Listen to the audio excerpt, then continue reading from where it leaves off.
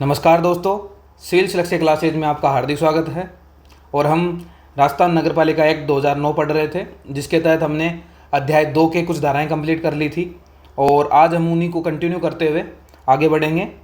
और इससे पहले हम आगे बढ़े इससे पहले मैं आपको जो पिछली क्लास में हमने जो धारा 11 से 25 तक धाराएं पढ़ी थी उनका रिकेप करवाएंगे, क्योंकि रिवीजन हो जाएगा और उसके साथ हम आगे की धाराएं पढ़ेंगे।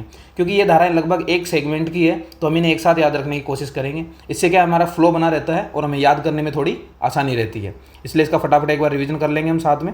ओके, हमने मेनली कौन सी धाराएं पढ़ी थी? तो एक तो हमने पढ़ा था नगर पालिका के निर्वाचन की बात। फिर जो राज्य निर्वाचन आयोग होगा उसके कार्य का डेलीगेशन किस किस को करेगा, मैंने आपको बताया तो सचिव को कर सकता है या फिर उप निर्वाचन आयुक्त को कर सकता है। इसके अलावा प्रत्येक वार्ड के लिए निर्वाचन नामावली तैयार करना, निर्वाचन नामावली में रजिस्ट्रीकरण के लिए कौन अयोग्य होगा, मिथ्या घोषणा की बात। फिर 2 अधिकारियों की बात की थी, सीईओ और डीईओ की थी हमने। इसके अलावा स्थानीय प्राधिकारी कर्मचारी उपलब्ध करवाएंगे, ये बात की। जो अधिकारी उपलब्ध होंगे वो किसके नियुक्ति पे, जो एसईसी या राज्य निर्वाचन आयोग है उसकी प्रतिनियुक्ति पर समझे जाएंगे। फिर निर्वाचन नामावली तैयार करने में अगर कोई गड़बड़ होती है, भंग कर देते हैं, निर्वाचन में मामले में कोई गड़बड़ होती है तो क्या दंड दिया जाएगा, उसकी बात हम धारा 20 के तहत करते हैं। फिर सदस्यता हेतु योग्यता की बात करेंगे। इसके अलावा कुछ स्थानों पर निर्वाचन के लिए जो विशेष अर्हता है उसकी बात हम इसके अंदर कंटिन्यू करेंगे। इसके बाद हम धारा 21 की बात करें, उसके अंदर हमने योग्यता की बात की है कि उसकी क्या क्या योग्यताएं होनी चाहिए। 21 के तहत कुछ स्थानों पर जो स्पेशल योग्यता हो उसकी बात हम यहाँ करते हैं। धारा 22 की बात करें, इसमें हमने पढ़ा था कि एक से अधिक वार्डों के लिए चुनाव लड़ने पर बैन लगाया, मतलब एक आदमी या एक उम्मीदवार एक ही स्थान से एक ही वार्ड से वार्ड चुनाव लड़ सकता है। फिर धारा 23 की बात करें, इसमें हमने बताया था कि आचार संहिता है उस दौरान हम अपना प्रचार प्रसार अपनी चुनावी प्रचार प्रसार बैन हो जाता है हमारा। इसके अलावा धारा 24 की बात करें, इसमें जो मेंबर बनना है उसके लिए कौन कौन सी साधारण अयोग्यता हैं उनका जिक्र हम धारा 24 के अंदर करते हैं। फिर 25 के अंदर मतदान का अधिकार और 26 हमने पढ़ा था निर्वाचन के लिए मत देने की जो रीति है वो क्या रहेगी। यहाँ तक कि हम रिकेप कर लेते हैं, फिर आगे हम कंटिन्यू करेंगे। बात करते हैं धारा 11। इसमें हमने पढ़ा नगर पालिका के लिए निर्वाचन। इसके लिए क्या करना पड़ेगा, सबसे पहले हमें एक लिस्ट बनानी पड़ेगी जिसे क्या कहा जाता है, जिसे निर्वाचन नामावली के नाम से जाना जाता है। और निर्वाचन का जो सारा काम है, अधीक्षण हो चाहे निर्देशन हो चाहे कंट्रोल हो, सारा का सारा कौन करेगा, स्टेट इलेक्शन कमीशन करेगा। अगर ये पंचायती राज के लिए काम करता है तो वो 243 के तहत शामिल होता है, पीआरआई के लिए करेगा। अगर अर्बन बॉडीज के लिए नगर पालिका के लिए काम करेगा तो 243 जेड के तहत वो कार्य करता है। फिर जो इसकी अधिसूचना है निर्वाचन की वो कौन जारी करता है, तो राज्य सरकार के द्वारा इसकी अधिसूचना जारी की जाती है। मैंने बताया था इंपॉर्टेंट पॉइंट आपको याद भी रखना है। फिर राज्य सरकार क्या करता है, जो एसईसी यानी स्टेट इलेक्शन कमीशन है इसको क्या उपलब्ध कराता है, कर्मचारी उपलब्ध करवाता है। एक बात तो ये पढ़ी हमने। इसके अलावा निर्वाचन कब करवाए जाएंगे, तो 2 कंडीशन हो सकती है, या तो जब साधारण चुनाव होंगे, कब, जब 5 साल नगर पालिका अपने पूरे कर लेगी उसके बाद एक साधारण चुनाव होगा और नई नगर पालिका चुन ली जाएगी। लेकिन दूसरी कंडीशन क्या हो सकती है स्पेशल, अगर नगर पालिका विघटन हो जाता है, भंग हो जाती है, उस दौरान 6 महीने के अंदर चुनाव कराने पड़ेंगे। लेकिन ये कब नहीं कराने की जरूरत पड़ेगी, जब कार्यकाल पूर्ण होने में मात्र 6 महीने ही बचे हो, तो निर्वाचन कराना कोई आवश्यक नहीं होगा। ठीक है। फिर हमने पढ़ा धारा 12, जिसके अंदर राज्य निर्वाचन आयोग के जो कार्य है उसका डेलीगेशन हमने पढ़ा। किस किस को कर सकती है, जो राज्य निर्वाचन आयोग अपना कार्य तो उप निर्वाचन आयुक्तों को सौंप सकती है, या फिर जो राज्य निर्वाचन आयोग है उसका सचिव होगा उसको ये कार्य सौंप सकती है। वो कौन होगा, मेनली वो आईएएस ऑफिसर होता है, सीनियर आईएएस ऑफिसर ही को ये कार्य सौंपा जाता है। ठीक है। फिर आते हैं हम धारा नंबर 13 पर, प्रत्येक वार्ड के लिए निर्वाचन नामावली तैयार करना, हम धारा 13 के अंदर पढ़ते हैं। तो निर्वाचन नामावली की बात किसमें, धारा 13 के अंदर। तैयार कौन करता है, तो ईआरओ कौन करेगा, ईआरओ इसको तैयार करेगा। और इसकी सहायता के लिए कौन होगा, एईआरओ, मैंने आपको बताया था कल ये एईआरओ होगा। और इन दोनों की ही नियुक्ति कौन करता है, तो एसईसी करेगा। लेकिन किसकी सलाह पर करेगा, स्टेट गवर्नमेंट की सलाह पर करेगा। मैंने आपको बताया था, ये दिमाग में चार्ट दिमाग में सेट कर लो कि भाई ईआरओ तैयार करता है, इसकी सहायता के लिए एईआरओ होते हैं, और ये इन दोनों की नियुक्ति राज्य निर्वाचन आयोग करेगा। और किसकी सलाह पर करेगा, स्टेट गवर्नमेंट यानी राज्य सरकार की सलाह पर करता है। ठीक है। इसके अलावा फिर इसके लिए योग्यताओं की बात करें, अगर निर्वाचन नामावली में आपको अपना नाम लिखवाना है तो आपके पास क्या क्या क्वालिफिकेशन होनी चाहिए, आप 18 साल के होने चाहिए, ये तो सबको पता है। लेकिन ये स्पेशल कंडीशन हमें याद रखनी, मतलब जिस साल चुनाव है उस साल की पहली तारीख को आपका क्या हो जाना चाहिए, आप 18 साल के हो जाने चाहिए हो। ठीक है। फिर हम बात करते हैं मामूली तौर पर निवासी भी होना चाहिए, लेकिन कौन सा होना चाहिए, मामूली तौर पर, ये हमें स्पेशली याद रखना है। यानी 18 साल भी याद रखना है, लेकिन कब, 1 जनवरी तक हो जाना चाहिए। निवासी याद रखना है, लेकिन कौन सा, मामूली तौर पर निवासी होना चाहिए। 2 कैटेगरी है या 2 क्राइटेरिया है, कौन वहाँ न रहते हुए भी, निवासी ना होते हुए भी क्या होगा, वो मामूली तौर पर निवासी माना जाएगा। कब, अगर जो एमएलए है या एमपी है कोई जो बाहर कर रहा है लेकिन अभी भी उसके डॉक्यूमेंट्स वगैरह है वो अपने वार्ड समिति के हैं या फिर जो नगर पालिका उसी के हैं, तो उसका नाम निर्वाचन नामावली में शामिल किया जाएगा। लेकिन किस किस को बाहर रखा जाएगा? जो मानसिक रोगी है उसको, या फिर जिसका केवल घर घर वहाँ पड़ा हुआ है या उसने घर बना के छोड़ा हुआ है, तो उसको इसमें शामिल नहीं किया जाएगा। जेल में जो कैदी हैं उनको शामिल नहीं होंगे।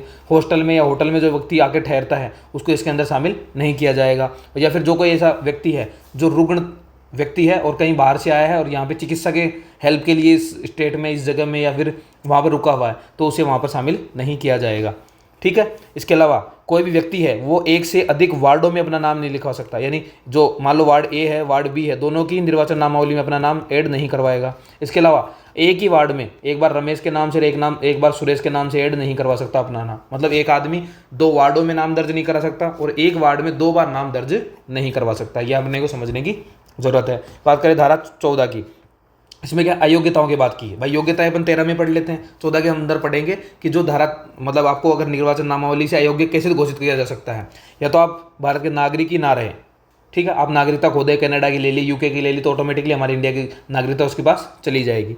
इसके अलावा विकृचित हो, विकृचित यानी आपको मानसिक रूप से प्रॉब्लम है, आप मानसिक रोगी है, तो उस कंडीशन में आपको यहाँ से बाहर रख दिया जाएगा। एक स्पेशल कंडीशन है जो ये है कि निर्वाचन के दौरान अगर आप भ्रष्ट आचरण करते हुए पाए जाते हो या कोई अन्य अपराध के तहत आप क्या कर देते हो, मतदान से योग्य घोषित कर दिया जाता है कि आपको वोट देने का अधिकार छीन लिया जाता है, आपने ऐसा कोई अपराध कर लिया हो या फिर निर्वाचन के दौरान भ्रष्ट आचरण कर दिया हो, तो इन दोनों ही कंडीशन में आपको अयोग्य घोषित कर दिया जाएगा। और अयोग्य घोषित करने के बाद आपका नाम है वो निर्वाचन नामावली से तुरंत हटा दिया जाएगा। पंजीकरण के बाद कोई अयोग्य हो जाता है तो उसका नाम तुरंत नामावली से काट दिया जाता है, और जैसे ही नाम काटने के बाद अगर वो पुनः योग्य हो जाता है तो उस कंडीशन में उसका नाम तत्काल निर्वाचन नामावली में जोड़ दिया जाता है।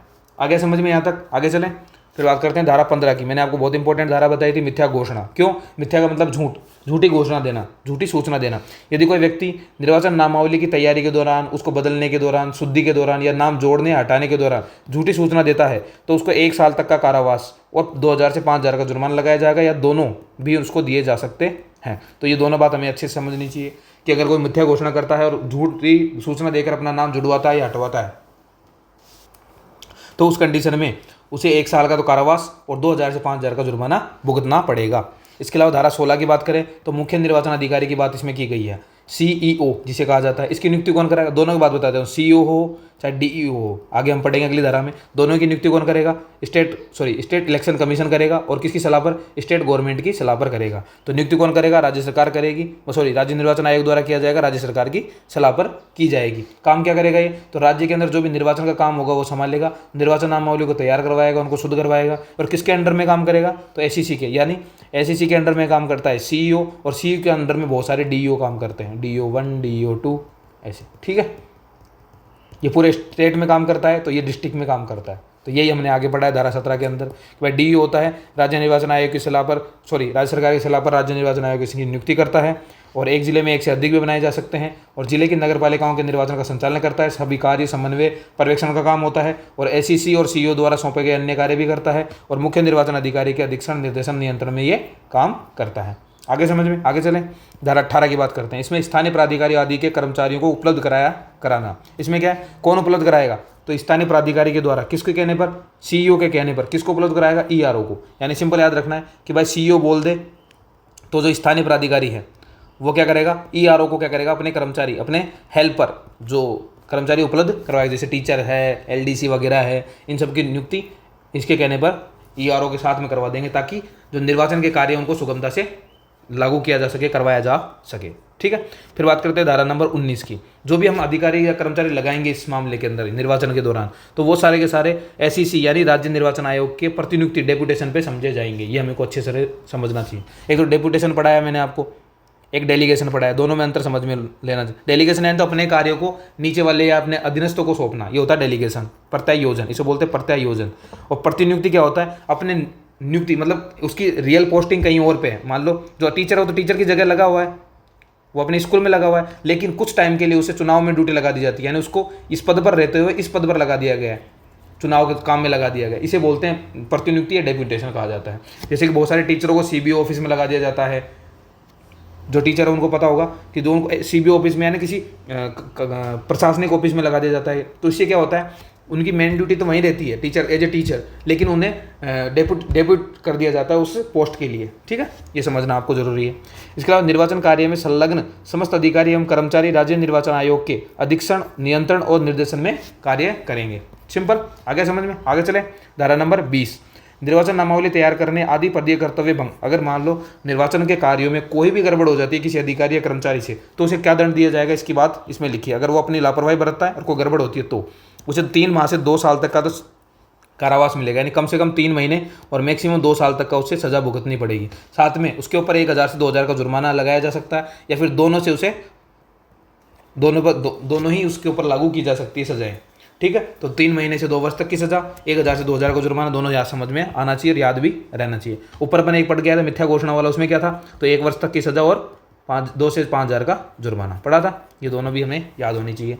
इसके अलावा एक इंपॉर्टेंट बात, जो ये सजा दी जाएगी वो कोर्ट स्वतः संज्ञान से नहीं ले सकता। ये इंपॉर्टेंट बात है, यानी कोर्ट स्वतः संज्ञान नहीं करेगा। क्या होगा, जो या तो स्टेट इलेक्शन कमीशन है या सीईओ या डीओ है, ये शिकायत करेंगे कोर्ट में, और कोर्ट की शिकायत के जरिए आप क्या करोगे, वहाँ पर इसे सजा दी जाएगी। फिर बात करें धारा 21, जिसके अंदर सदस्यों की योग्यताओं का जिक्र किया गया है। मैंने आपको कुछ इंपॉर्टेंट योग्यताएं बताई है, कौन कौन सी। एक तो भाई उस वार्ड का क्या होना चाहिए, मतलब वो नगर पालिका के किसी वार्ड का निर्वाचक, ये इंपॉर्टेंट है, समझने की जरूरत है। अगर आप कंफ्यूजन नहीं होना है वार्ड में या किसी और चीज़ के अंदर आपको। ठीक है, इसमें क्या है, नगर पालिका के किसी भी वार्ड, मान लो ये नगर पालिका है, इसके अंदर 50 वार्ड है।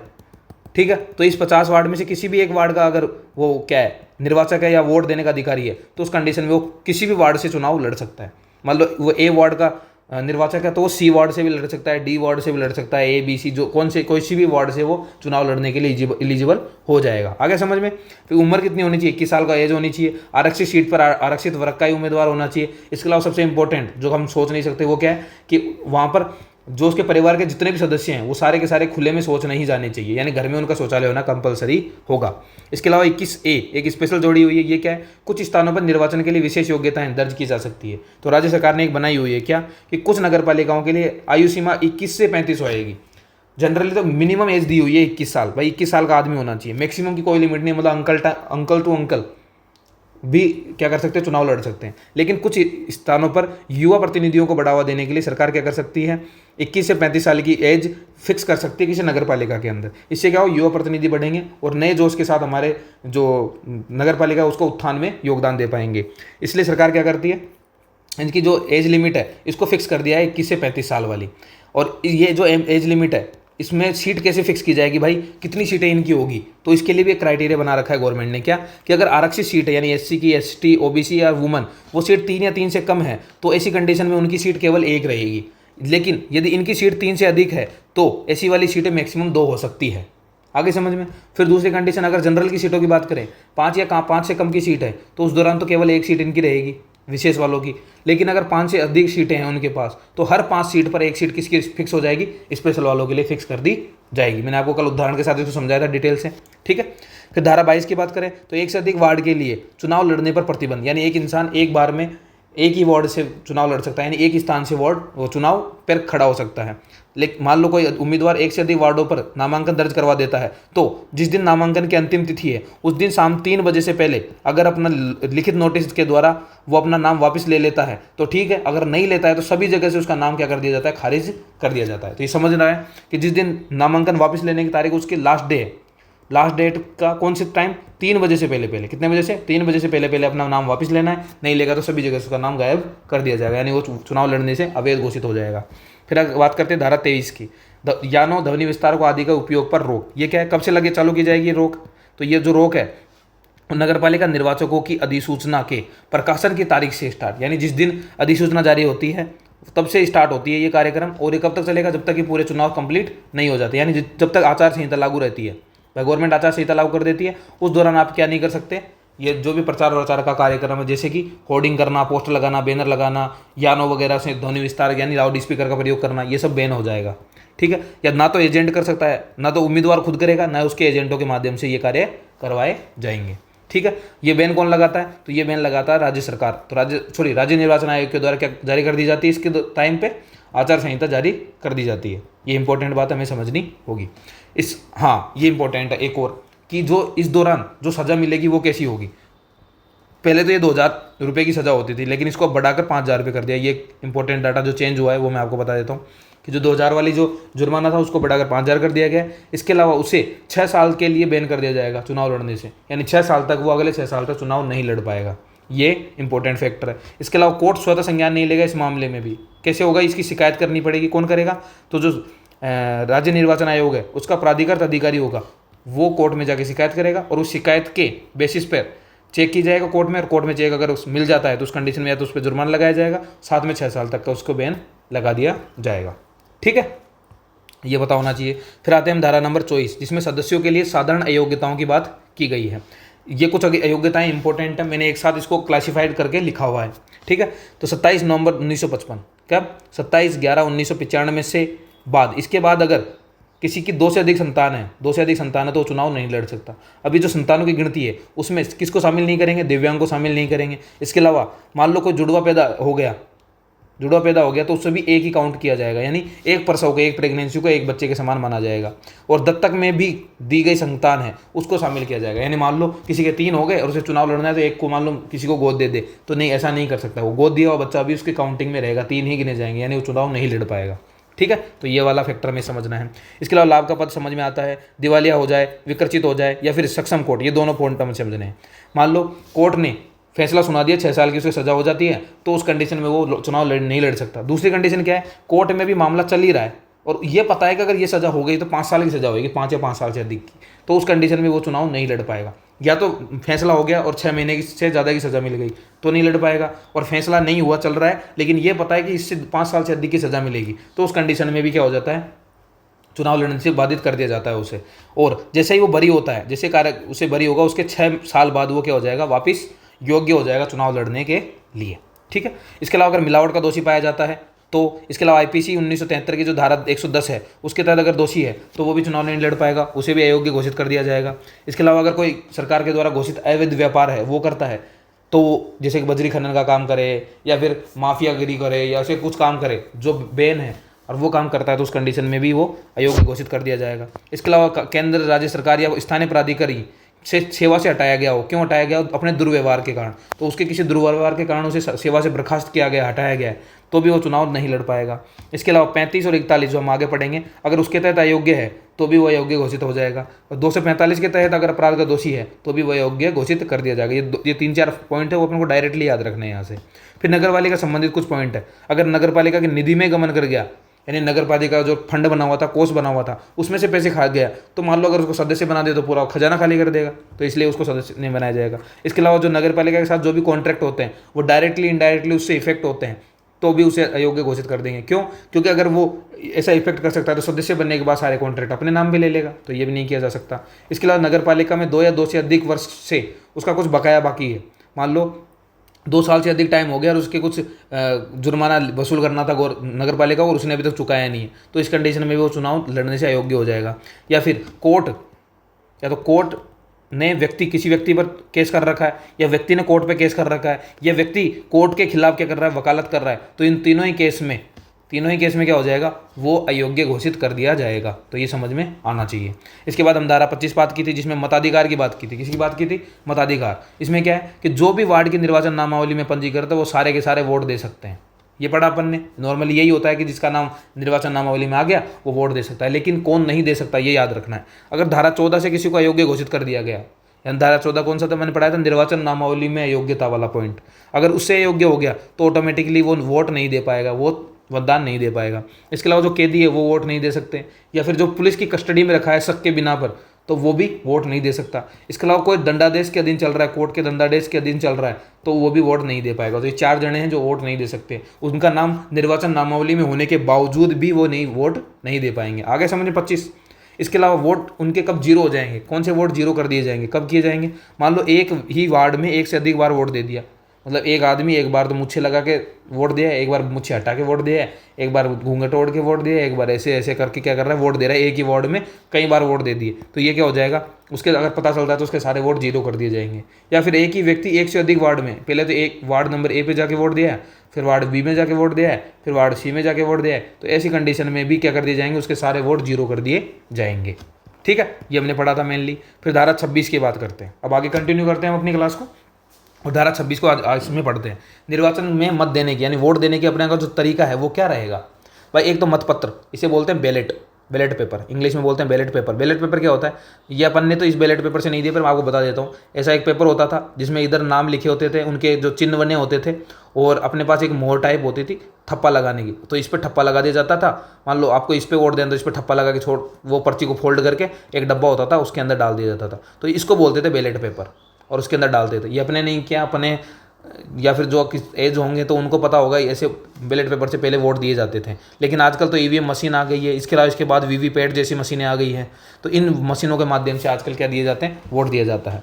ठीक है, कोई भी निर्वाचक एक से अधिक उम्मीदवार को वोट नहीं दे सकता, मतलब कोई भी आदमी है एक से ज़्यादा, मतलब ऐसा नहीं है कि इसमें लिस्ट है, इसके अंदर बीजेपी, कांग्रेस, हाथी सबके नाम लिखिए, बीजेपी को भी दे दिया, कांग्रेस को भी दे दिया, हाथी को भी दे दिया, तीनों पे थप्पा लगा दिया, तो आप ऐसा नहीं कर सकते। आपका वोट जीरो कर दिया जाएगा, उसको काउंट ही नहीं करेंगे, काउंटिंग मशीन उसको काउंट करेगी ही नहीं।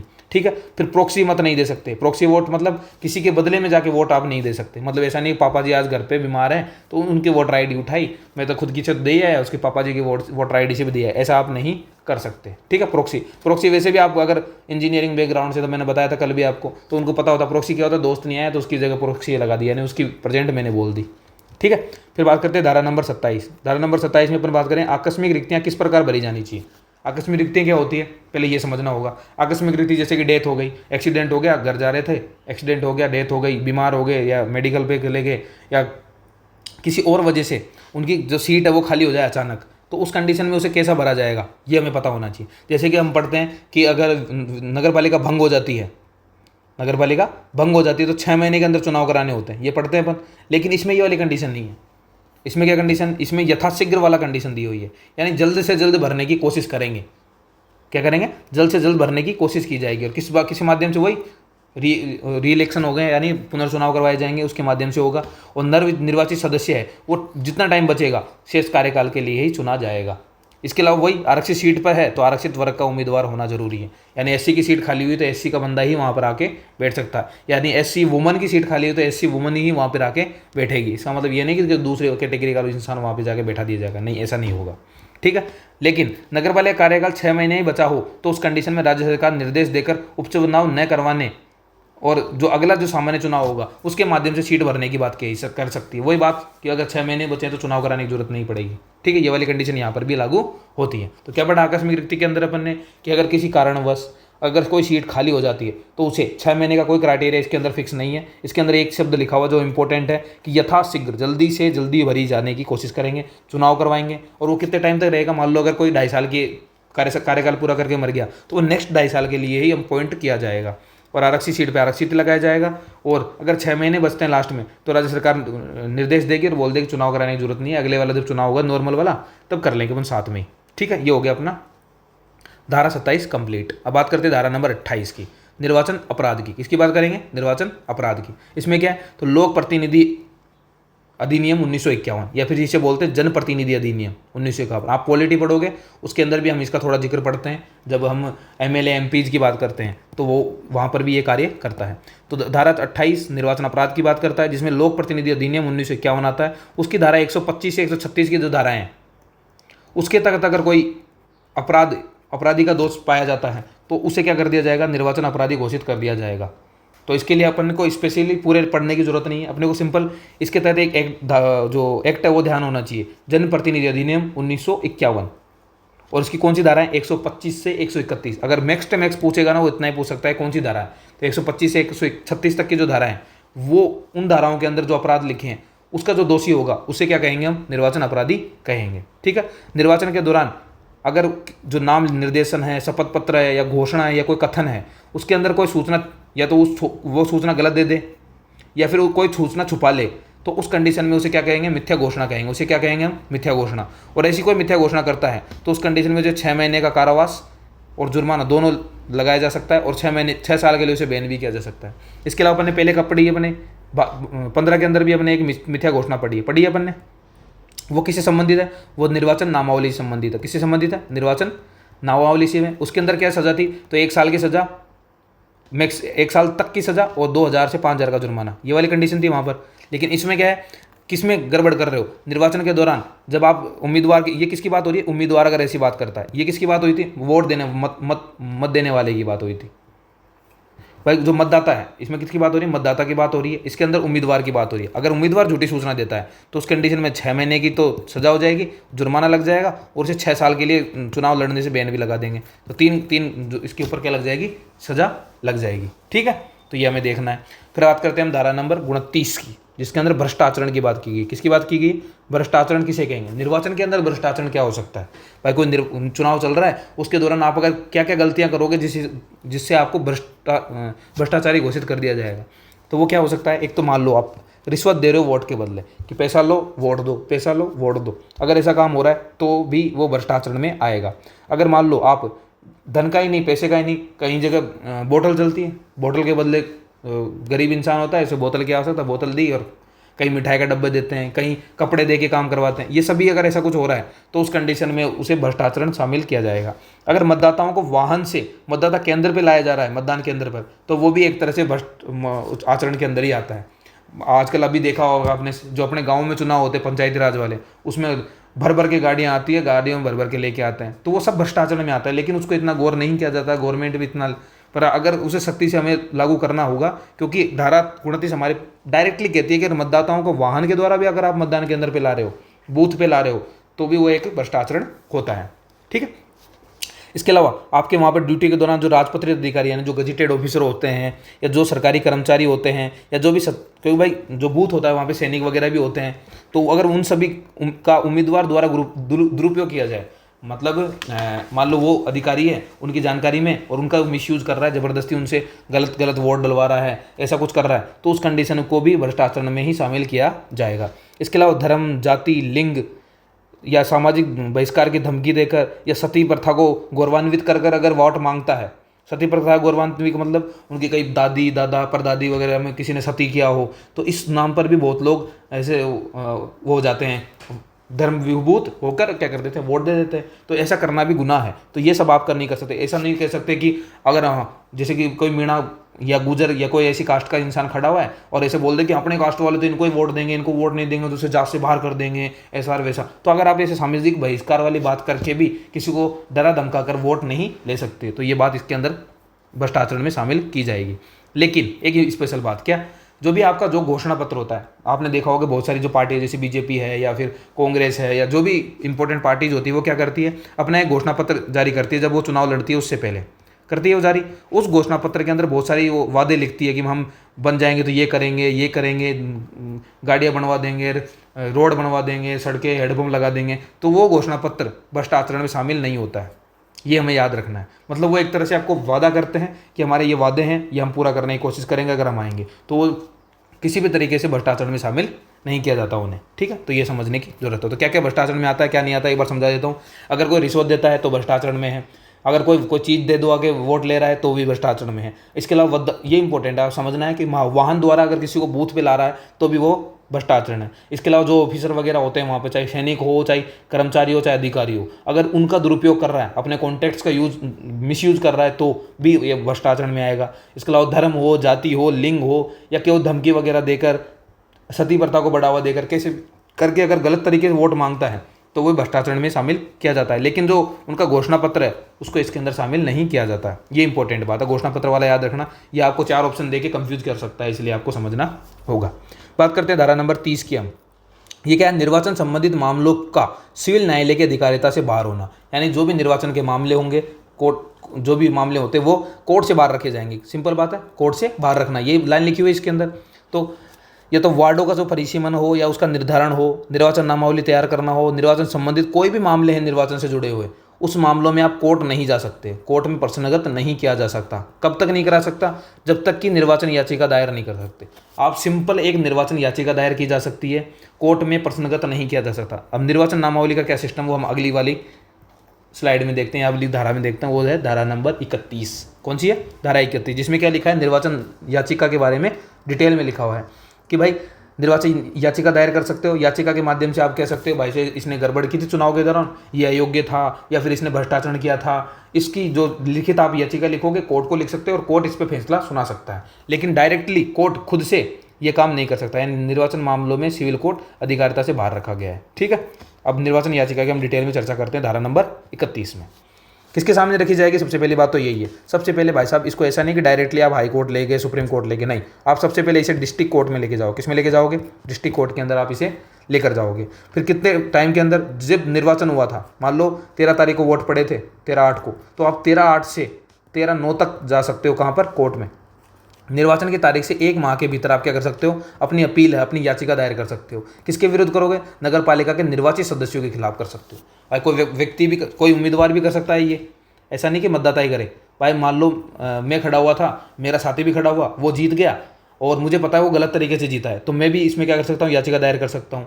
या फिर मैं वोटर हूँ, मैंने मतदान किया था, लेकिन मुझे पता है इसने, है ना, कुछ गड़बड़ की थी, इसकी वजह से जीत गया, या इसने कुछ ऐसा गलत काम किया था या अयोग्य था, तो यानी मतदाता भी इस याचिका को दायर कर सकता है और उम्मीदवार भी इस याचिका को दायर कर सकता है, दोनों दायर कर सकते हैं। कितने दिन में करना है? 1 महीने के अंदर कर लेना है। किसको करेंगे? डीसी को, यानी डिस्ट्रिक्ट कोर्ट में दायर करेंगे। ठीक है, ये तीनों समझ में आ गए। किस किस आधार पर दायर कर सकते हैं? ये आधार हमें देख लेना है। ये 4 आधार है, 1 2 3 4, यानी उम्मीदवार या उसके एजेंट द्वारा धारा 29 में जो भ्रष्टाचरण है उसके तहत अगर गलत तरीके से कोई काम किया गया है, यानी मैंने आपको बताया रिश्वत दी हो, या सती प्रथा का, धर्म लिंग इनका यूज किया हो, या अधिकारियों को दुरुपयोग करा के क्या किया हो, वोट प्राप्त किया हो, भ्रष्टाचरण किया हो धारा 29 के तहत, तो उसके तहत भी आप क्या कर सकते हो? याचिका दायर कर सकते हो।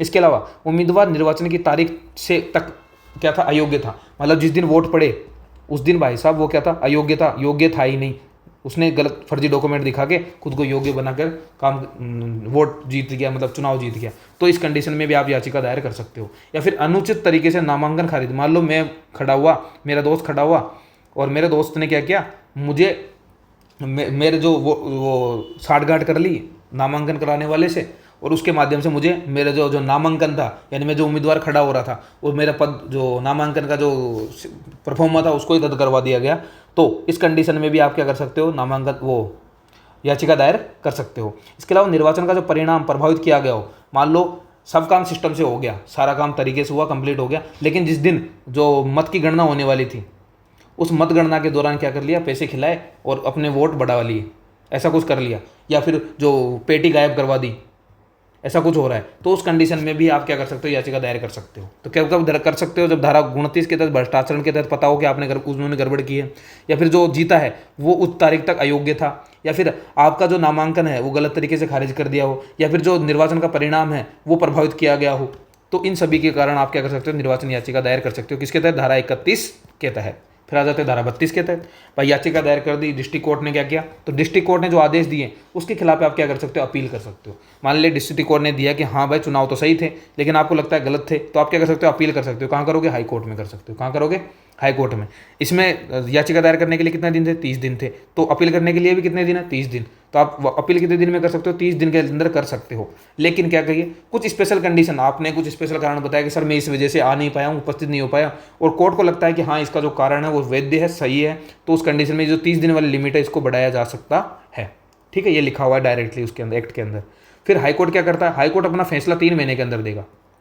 क्या करेगा? हाईकोर्ट अपना फैसला 3 महीने के अंदर अंदर दे देगा। तो अपन ने क्या पढ़ा कि भाई अपन याचिका कितने दिन में दायर कर सकते हैं? 30 दिन के अंदर याचिका दायर कर सकते हैं। किसको करेंगे? डीसी, डिस्ट्रिक्ट कोर्ट को। फिर इसके खिलाफ अपील कब, कितने दिन में कर सकते हैं? किसको करेंगे? हाई कोर्ट को करेंगे। कितने दिन में करेंगे? 30 दिन के अंदर करेंगे। और ये फैसला कितने दिन में सुनाएगा? तो ये फैसला होगा 90 दिन के अंदर, यानी 3 महीने के अंदर फैसला सुनाएगा। आगे समझ में? ठीक है, दिमाग में सेट कर लेना इसको, फ्रेम को, बिल्कुल इसमें कोई कंफ्यूजन होना ही नहीं चाहिए, बिल्कुल याद होना चाहिए। इसके अलावा यदि सभी या किसी निर्वाचित सदस्य के निर्वाचन को शून्य घोषित किया गया हो, तो मान लो क्या हुआ, डिस्ट्रिक्ट कोर्ट ने फैसला सुनाया और फैसला सुना के जो सदस्य निर्वाचित हुआ था, जो सदस्य बन गया था, उसका निर्वाचन शून्य घोषित कर दिया है, तो क्या कर सकता है हाई कोर्ट। और मान लो जिसका, भाई मान लो ये समझो ऐसे कि एक रमेश है, एक सुरेश है।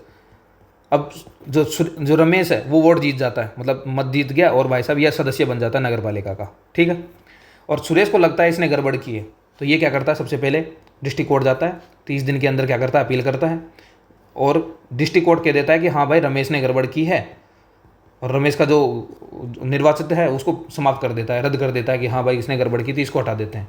लेकिन रमेश को लगता है नहीं यार मैंने तो सही किया था, तो ये क्या करता है? अगले 30 दिन के अंदर जाता है हाई कोर्ट के अंदर, अपील कर देता है, और हाई कोर्ट अपील करता है, high court hand to hand क्या कर देता है? इसका जो ये रद्द किया था डिस्ट्रिक्ट कोर्ट ने, मामला कि भाई ये है, तो इसको वापस रिवोक कर देता है कि वापस सही कर देता है, नहीं भाई जब तक मैं फैसला नहीं दूंगा तब तक नहीं होगा। और फिर 90 दिन के अंदर जो फैसला देता है, मान लो उसने बोला कि हाँ सही था तो नहीं, रद्द नहीं होगा, और अगर कहा कि हाँ भाई गड़बड़ तो की थी तो फिर उसको रद्द कर सकता है। आया समझ में? यानी डिस्ट्रिक्ट कोर्ट, हाई कोर्ट, जो हाई कोर्ट डिस्ट्रिक्ट कोर्ट का जो फैसला दिया था ना उसको रोक देता है, स्टे लगा देता है, उस पर क्या कर देता है, रोक देता है, यानी उस पर स्टे लगा देता है। आगे समझ में अच्छे से? ठीक है, ओके आगे चलें। धारा 33 की बात करते हैं। यानी सभी या 2/3 से अधिक उम्मीदवारों का निर्वाचन रद्द, अपास्त या शून्य होने पर, तीनों शब्द याद रखने, अगर रद्द कर दिए जाएं, अपास्त कर दिए जाएं, शून्य घोषित कर दिया जाए तो क्या होगा। मान लो एक का किया तो कोई बात नहीं, मान लो नगर पालिका में 20 वार्ड थे, 20 पर चुनाव किए और उनमें से 21 मान लेते हैं, याद ईजी रहेगा, और इसमें 2/3, इसका 2/3 कितना हो जाएगा, यानी 14 सदस्य क्या हो जाते हैं, अयोग्य घोषित हो जाते हैं, या उनको उनका जो निर्वाचन है वो रद्द कर दिया जाता है। किसके द्वारा? या तो डिस्ट्रिक्ट कोर्ट के द्वारा या हाई कोर्ट के द्वारा। अगर ऐसा कर दिया जाए तो उस कंडीशन में क्या होगा, पूरी नगर पालिका को रद्द कर देंगे। भाई यार 2/3 लोग ही खराब निकले तो इसकी क्या गारंटी है जो बचे हुए जो चुनाव जीते हैं वो सही निकलेंगे। तो इसलिए क्या होता है, 2/3 से अधिक उम्मीदवार ये करते हैं तो उस कंडीशन में उस पूरे को ही वो कर देंगे ऑल, या 2/3 से अधिक होगा तो धारा 31 और 32 के तहत अपील करने पर शून्य घोषित हो जाए तो नगर पालिका का ही विघटन कर दिया जाता है। सिंपल, ये याद रखना, अच्छे से समझ में आना चाहिए। कौन सा? धारा 33। ओके, लास्ट एंड फाइनल अपनी आज की धारा 34 की बात करेंगे, जिसमें आदेशों और विनिश्चय की अंतिमता। इसमें क्या होगा, देखो अगर मामला डीसी के पास, अपने याचिका डीसी से मामला आया और मामला कर दिया कि हाँ भाई सही है, कोई प्रॉब्लम नहीं है, और आप भी संतुष्ट हो गए हाँ सही है भाई, सही अपील हुई थी, और इसके बाद अपील नहीं किया आपने, अपील नहीं किया आगे, तो ये जो फैसला है वो अंतिम फैसला हो जाएगा। सिंपल है। और मान लो आपको लगा गड़बड़ हुई है और आप अपील करते हो और हाई कोर्ट में अपील की और हाई कोर्ट ने जो फैसला दिया वो बिल्कुल अंतिम हो जाएगा, इसके बाद आप कहीं नहीं जा सकते। ऐसा नहीं कि आप इसके बाद सुप्रीम कोर्ट चले जाओगे, कहीं और चले जाओगे, नहीं, हाई कोर्ट का जो फैसला रहेगा वो लास्ट एंड फाइनल है, इसके बाद आप कहीं नहीं जा सकते। आई समझ में? तो मैंने यही लिखा, यदि हाई कोर्ट में अपील नहीं करते हैं तो धारा 31 के तहत जो डिस्ट्रिक्ट कोर्ट का फैसला है वही अंतिम रहेगा, और यदि आप अपील करते हो, आप अपील करते हो तो जो धारा 32 के तहत हाई कोर्ट का फैसला है वो अंतिम रहेगा। इसके बाद आप ऐसे नहीं सुप्रीम कोर्ट में नहीं जा सकते। ये बात आपको दिमाग में, जहन में फिक्स कर लेनी है। ठीक है, तो ये हमारी धारा नंबर 34 हो जाती है। तो आज हमने जो पढ़ा है इसका एक बार रिकेप फटाफट कर देता हूँ। क्यों? क्योंकि इस बहुत इंपॉर्टेंट धारा है, हमारे समझ में आना भी ज़रूरी है। तो अपन ने पढ़ी थी 25 से, पढ़ लेते हैं, रिवीजन कर लेते हैं 25 से ही। ठीक है, एक मिनट, 25 कहाँ गई?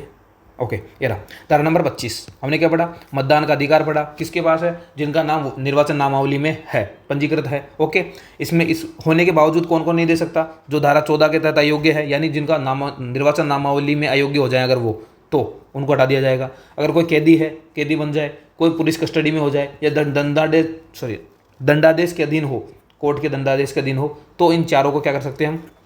वोट देने से रोक सकते हैं। इसके अलावा कब इनके वोट जीरो कर दिए जाएंगे? यानी एक आदमी एक से अधिक वार्ड में जाके वोट दिया है, या फिर एक आदमी एक ही वार्ड में एक से अधिक बार वोट दे दे, तो इस सारी कंडीशन में उसका जो वोट है उसको जीरो कर दिया जाएगा। इसके अलावा धारा 26 के अंदर क्या पढ़ा अपन ने? निर्वाचन में वोट देने की रीति क्या रहेगी? तो सिंपल मतपत्र के द्वारा, किसके माध्यम से दिए जाएंगे? मतपत्र के द्वारा दिए जाएंगे। इसके अलावा ईवीएम आ गई अब तो, और अब वीवीपैट भी आ गई है, उसके माध्यम से दे सकते हैं। लेकिन कोई भी उम्मीदवार, कोई भी निर्वाचक एक से अधिक उम्मीदवारों को, यानी ऐसा नहीं कि बीजेपी वाले उम्मीदवार को भी दे दिया, कांग्रेस वाले को भी दे दिया और उसको भी दे दिया, तो ऐसा नहीं कर सकते आप। मत शून्य हो जाएगा आपका, और आप प्रॉक्सी वोट नहीं दे सकते आप, यानी किसी के बदले जाके आप वोट नहीं दे सकते। इसके अलावा धारा 27 की बात करें तो आकस्मिक रिक्तियाँ किस प्रकार भरी जाएगी, इसकी बात किसमें लिखी है? धारा 27 के अंदर लिखी है। तो ये यथाशीघ्र भरी जाएगी, यानी इसके अंदर 6 महीने वाली कैटेगरी कंडीशन को अप्लाई नहीं किया गया है, तो ये हमें एक स्टार लगा के याद रखना है। इसके अलावा उपचुनाव कराए जाएंगे, और जो चुनकर आएगा वो शेष कार्यकाल के लिए चुना जाएगा, यानी अगर 2 साल बाद में हुआ है ये काम तो बाकी 3 साल के लिए ही वो चुना जाएगा, ऐसा नहीं कि 5 साल के लिए चुनेंगे। ठीक है, फिर जो आरक्षित सीट है उस पर आरक्षित वर्ग का ही होना चाहिए। इसके अलावा अगर मान लो कार्यकाल 6 महीने का ही बचा है तो उपचुनाव कराने की आवश्यकता नहीं है। धारा 28 की बात करें निर्वाचन अपराध की, जिसमें मैंने एक्ट बताया था आपको, कौन सा? जनप्रतिनिधि अधिनियम 1951 वाला, जिसकी धारा 125 से 136 के बीच में जो भी धाराएं हैं उनमें जो अपराध लिखे हैं उससे अगर कोई ग्रसित है या वो अपराध उन्होंने किया है तो उसे निर्वाचन अपराधी घोषित किया जाएगा, और उसका जो उम्मीदवारी पद है वो समाप्त कर दिया जाएगा। इसके अलावा निर्वाचन के दौरान अगर कोई झूठी सूचना देता है या सूचना छिपाता है, यानी मिथ्या घोषणा देता है, कौन? उम्मीदवार देता है, तो उस कंडीशन में उस पर 6 महीने की तो कारावास और जुर्माना लगाया जाएगा, और 6 साल तक के लिए उसको चुनाव से बैन कर दिया जाएगा। इसके अलावा 2015 में भी अपन ने मिथ्या घोषणा पढ़ी थी, लेकिन वो किसकी थी? मतदाता की। अगर मतदाता मिथ्या घोषणा देकर अपना नाम निर्वाचन नामावली में शामिल करवाता है तो उस कंडीशन में 2000 से 5000 का जुर्माना और 1 साल तक की सजा उसे दी जा सकती है। फिर धारा 29 की बात करें तो भ्रष्ट आचरण पढ़ा था अपन ने, जिसमें रिश्वत, प्रलोभन या फिर वो वाहन द्वारा उनको लाना, अधिकारियों कर्मचारियों सशस्त्र बलों का दुरुपयोग करना, धर्म, जाति, लिंग और सती का गौरवान्वित करके या फिर बहिष्कार का धमकी दे दुआ कर उसको अगर वोट मांग रहा है तो इस सारी कंडीशन में क्या कर सकते हैं? उसे भ्रष्ट आचरण, निर्वाचन में भ्रष्ट आचरण का दोषी माना जाएगा और उसे बर्खास्त कर दिया जाएगा, बाहर कर दिया जाएगा चुनावी प्रक्रिया से। इसके अलावा लेकिन उनका जो चुनावी घोषणा पत्र है उसको भ्रष्ट आचरण में शामिल नहीं किया जाता है। फिर 30 के अंदर अपन ने पढ़ा निर्वाचन संबंधित मामलों में सिविल कोर्ट की अधिकारिता से बाहर होना, यानी कोर्ट के अंदर नहीं जा सकते आप निर्वाचन के मामले में, लेकिन आप क्या कर सकते हैं? निर्वाचन याचिका दायर कर सकते हो, जिसकी बात हमने 31 में की है कि निर्वाचन याचिका किसके सामने रखेंगे? डिस्ट्रिक्ट कोर्ट के सामने रखेंगे। कितने दिन के अंदर? 1 महीने के अंदर। कब, क्यों रखेंगे? किसके खिलाफ रख सकते हैं? तो नगर पालिका में जो निर्वाचित सदस्य है उसके खिलाफ रखेंगे। किस आधार पर रखेंगे? धारा 29 भ्रष्टाचरण के आधार पर रख सकते हैं। इसके अलावा उम्मीदवार निर्वाचन की तारीख तक अयोग्य था तो भी रख सकते हैं। अगर आपका जो नामांकन है वो गलत तरीके से खारिज कर दिया तो रख सकते हैं, या जो परिणाम आया है उसको प्रभावित किया गया है तो आप याचिका दायर कर सकते हैं।